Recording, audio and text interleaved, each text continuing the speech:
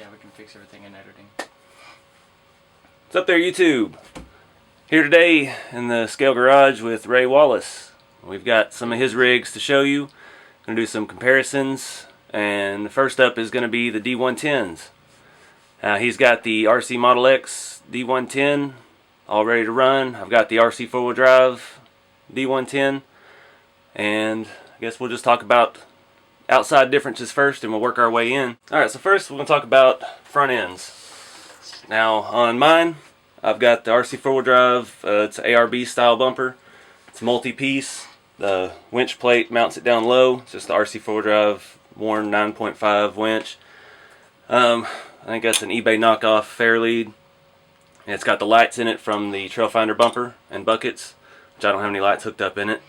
And tell us about yours. Now they make a small, medium, and large front winch. Would you remember which one you bought? That's the 1/10 scale. 1/10 scale. Yeah, okay. that's the Because I think standard they just size. came out with a 110 mini, and Yeah. it's just a hair shorter. Yeah, this is the old original size one. And then mine, I've got the 3 racing winch, and the front bumper on here, it's made and welded onto the chassis, so I can't take it off.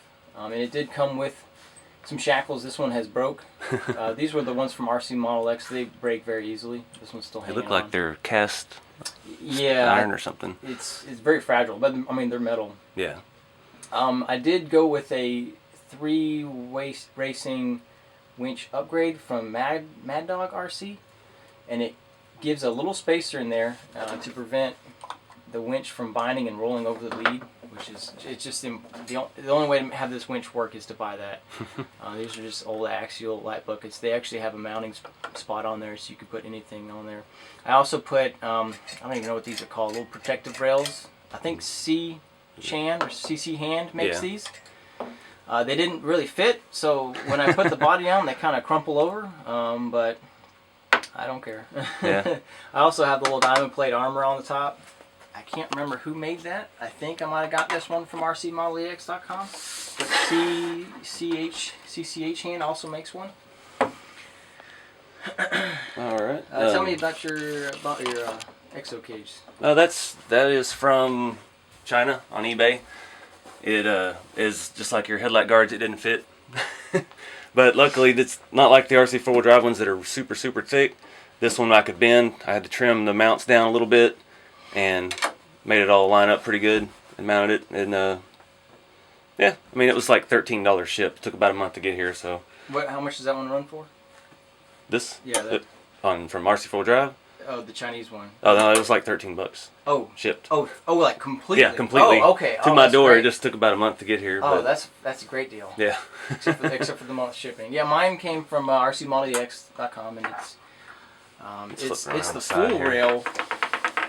So it does have the cargo on the back, on the roof. I mean, and it did come with a ladder on the rear, so that the little guy could jump up there. And I just have a spare dirt grabber, Baja something tire on the roof. Is that Rc4wd drive tire? It is. I haven't seen those in forever. They look real They throwback. stopped making them. I can't remember what they're called though. Desert King. Okay. Because they're just the basic tire. They look like something that came on a old Tamiya Hornet or something. Yeah. And for wheels, I have SDI 4x4.com's Trail Doctors, I think is what they're called. They only sell 2 tires, so it's one of the. No, these are scale Doctors. They're 1.9s. They're mounted on Rc4wd drives 1.9. I don't know what the name of that wheel is, but I liked it. I saw it on somebody else's video, and I was like, hey man, that's good looking. It's a good size. I also got some diamond plate armor on the side. It's just held on. Well, initially it was on by glue, but then Rc4wd drive came out with these tiny little bolts. Mm-hmm. And since that glue was just not holding up, I put these bolts in there, and it holds all the diamond plate on. And of course, I got diamond plate there on the back quarter panel as well. Why don't you show me the accessories you got there on the back? I was going to ask you, how heavy is that rack? I don't know, but it's kind of in between the thickness of the Rc4wd drive one and the thickness of the off-brand one. I want to say on his website, it's full steel. It's all welded. It's a solid piece. Like, it will not break. Yeah, it looks good. And the finish was good. It did have a little bit of disconnecting, but you just kind of squeeze it together and it came and bolted right up.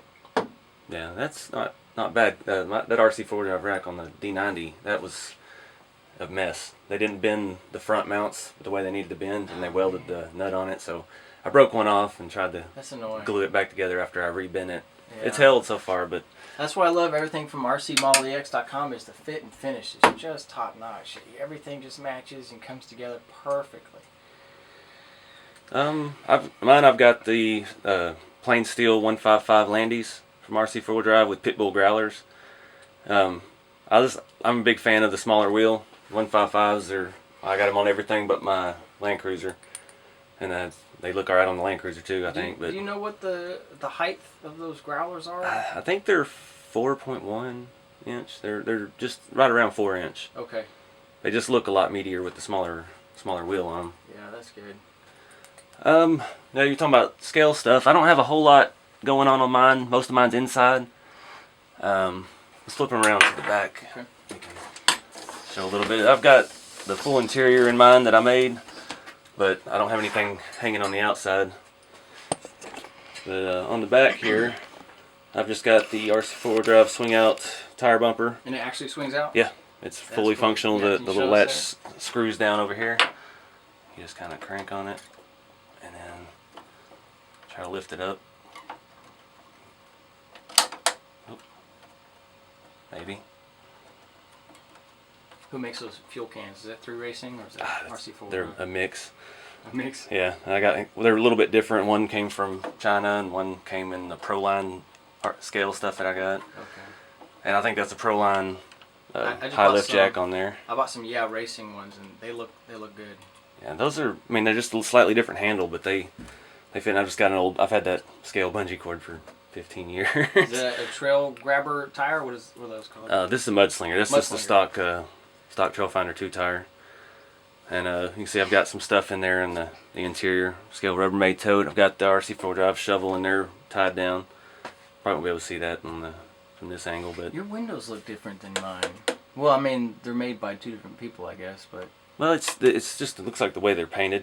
I just did the very edge around them instead of doing the enough to hide the mounting points. Yeah. All I did was the because mine came with the blacked out. So that's really handy because it has a pain in the rear to try to paint these. I did a whole video on the D90 painting the window edges. It's tedious and pain in the ass. Yeah. But yeah, that's how if you look at the RC4 drive website, theirs are done like that. And I have another Desert King on the back. It just looks nice and scale. Yeah. Here's the ladder that came with the rack. Just some ropes hanging. I got what is it? Snatch block. Snatch block. And my buddy Joey gave me a snatch strap. More of the RC4 drive shackles that just break all the time. I also put a actual SCX10 from Dinky RC. One of their hitches. Trail hitch. I've seen those. It bolted right up. That looks it was actually pretty a good. hair to the left or to the right, but you cannot really see. But it was pretty much just a bolt up to the rails, which was fantastic. I had to drill my chassis for it. Was that difficult because that chassis is all steel, isn't it? Yes, it's I very went through solid. like 10 screws to get through drilling that.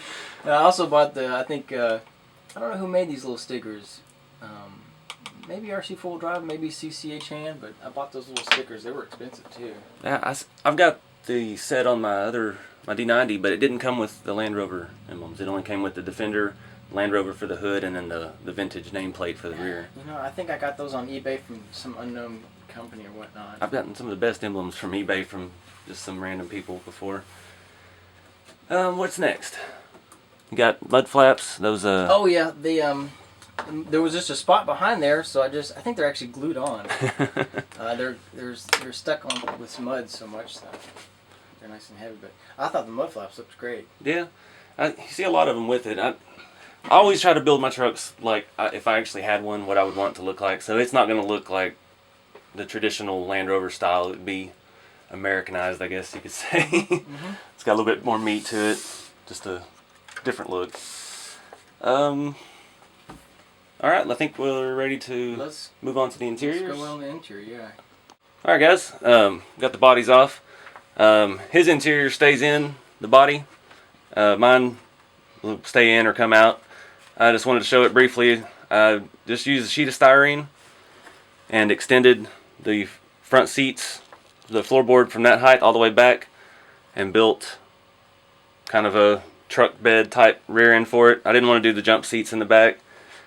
And it's just a couple little scale things. Got the Wraith seats and a little thermos in the cup holder. Where'd you get that thermos from? That was from Hobby Lobby with the dollhouse stuff. That's cool, man. They're hard to find now. I've been trying to find some more, but you can still get them on eBay. But they're of course now like $8 instead of $2 at Hobby Lobby. And I've got the shovel tied down with some paperclip ties. Got my cooler and my little Rubbermaid storage bin. Where'd you get the Rubbermaid storage bin?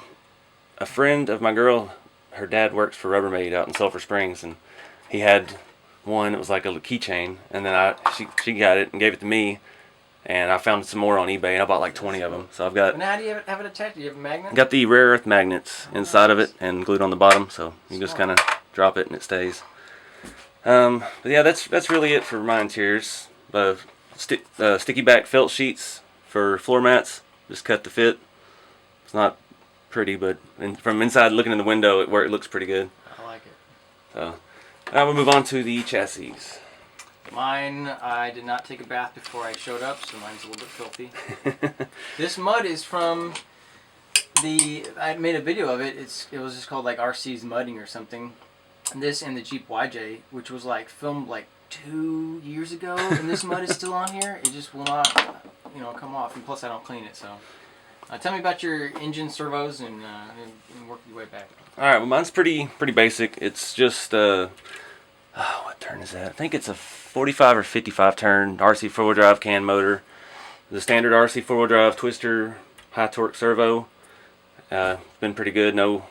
It's worked. Everything's worked on here, and if it doesn't, I'll replace it. But I got my Spectrum SR300, the stock RC4wd drive Outcry ESC with their giant external BEC, and I've got a 5,000 milliamp old school stick pack with Tamiya connectors. Yeah, yeah. I don't know how you pronounce it, but pretty basic setup. But that's kind of how I run everything.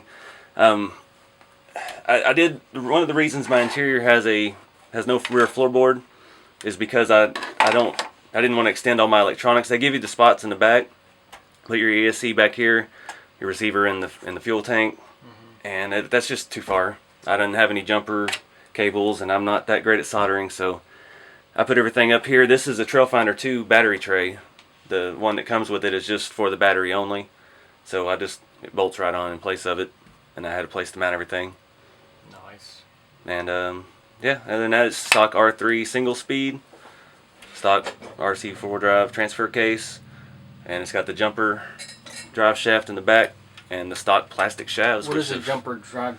It's got like a carrier bearing and extends it back, so it uses the same drive shaft as the D90. I don't think I knew that was even a thing. But other than that, it's all pretty much stock. And yours is completely different underneath. Mine is crazy different. RCmodelex stuff uses a lot of RC4wd drive components, like the transfer case, but it does use a Wheel King transmission. Now the motor, I don't remember what turn I have. It's either 27 or 35, because I like to go fast. But these Holmes Hobbies ones, they have, if they ever go bad, you just send them in and they rebuild them for free, and you just pay for shipping. I have one of these Savox, S-A-V-O-X. I don't remember how many. It was like some huge amount of torque. I can't remember, but they were really cheap. Is it the $40 one? It's like 251 milligram. It's something crazy. That's what I've gotten some of those. And you can get them. I got them on eBay or Amazon for like $37 shipped. Yeah. That's been a really good servo. I have a RC4wd drive battery eliminator circuit. I don't remember how many, whatchamacallit that is. I think this is just a stock Axial SCX10 ESC. Is that the one that was made by Castle? Looks like I think so. Castle it's piece. like their first gen one or the second gen one. And of course I have a LiPo in there, and since this truck is just huge, I put the biggest one I have. I think that's a 5,000 milliamp 3S. On the back, you will notice that I have a air horn. I don't remember. Oh, I remember. I found a on-off switch that was remote controlled And I was like, what can I do with an on-off switch? I can turn my lights on and off. I would really like to have like a horn, and sure enough, I just found one on eBay, and it was just I did the smallest dimensions possible, and it just worked out perfectly. And we'll see if we can boot it up for you. It's really loud, as you can tell by the voices. But it really it's funny to roll up on people, and they're like, oh, okay, look at this toy, and you honk the horn, and they just jump. And it's really fun. Oh, here's the way you can see the way I mounted the dinky RC. There you go. I like those hitches. Those look a lot like a real hitch would mount. And I had to drill the holes, and I think I just left that last hole undrilled because I just ruined all my drill bits with the steel. It is such a strong chassis. And here's also, you can see where the body will mount right on top of the RCmodelex chassis, and it's just the fit and finish is just perfect. Stock SCX10 shocks. It came with like 90mm realistic RC4wd drive ones, but they just did not perform well. They stuck. You had to kind of. They all stick. They all stick, and you have to shake them loose. And these SCX10 ones, they just work. They don't fail. They just work. That's what I have on mine as well. I'll tell you what. And they're the dual spring rate. They're adjustable. I've got my backs cranked up. I cranked down a lot to carry the weight of the body. I actually got the single spring rate ones on here. I think I have mine almost at the loosest position, so I have like a lower ride height. But man, I tell you what, they will just reach. Just reach. What's next? One small difference. I've got these Lexan inner fenders from RC4wd drive. Let's flip them over here and talk about the bottoms. Alright guys, we're going to take a look at the undersides. What axles do you got? Now these are the first generation of the Yoda axles, and they came with the kit. And he makes their own links and his own drive shafts as well. And of course this is RC4wd drive. But mainly all the innards are RC4wd drive except for the chassis itself, everything that connects to it. The only thing that I don't like about it, what he has to offer, is his drive shafts. There's a little pin, actually I think it's right there. That little guy will start wiggling out, and it'll be like halfway out at some point, and I'll have to just kind of tap it back in. I'm like, oh my goodness, if I lose that, I'm just going to lose my drivetrain. You can see where I just glued the what are these called? Mud flaps right onto the rail. Here's a shot of the servo and how this mounts up. Tell me about your armor and this. And I noticed that we have a difference here. Mine is embedded in the rail, and yours comes. It drops. It's drop transfer case. Yeah. The main difference is it's like the D110 was kind of an afterthought with RC4wd drive. So my transfer case is way further forward than yours. Yours is centered in the vehicle. Yeah. Look at the comparison of your links compared to my links. Now I do like the way the rear handles, the flex and stuff that gives you with the long arms, but you do have this boat anchor hanging down, and just the main reason that hangs down so low is because your front pinion angle is going to be so bad if this was tucked up higher. So if you could move that back and down, it would look more like yours and have much better pinion angles. But this kit comes with the Yoda 2 axle, and these little skid plates. I spent a lot of money when I bought this, and I went out and drove it once, and I scratched up my Yoda 2s, and I was like, oh no, they're so pretty. So I got some sheet metal. They were black, and I just kind of cut, shaped, and hammered, and they bolt to the holes on the That's good. other I like side. the way you did that. And the rear's shaped different to deflect off of it. Yeah, if you can see mine without the armor, it's just beat to heck. It looks like they've got the same type link truss system. They use RC4wd drive link mounts.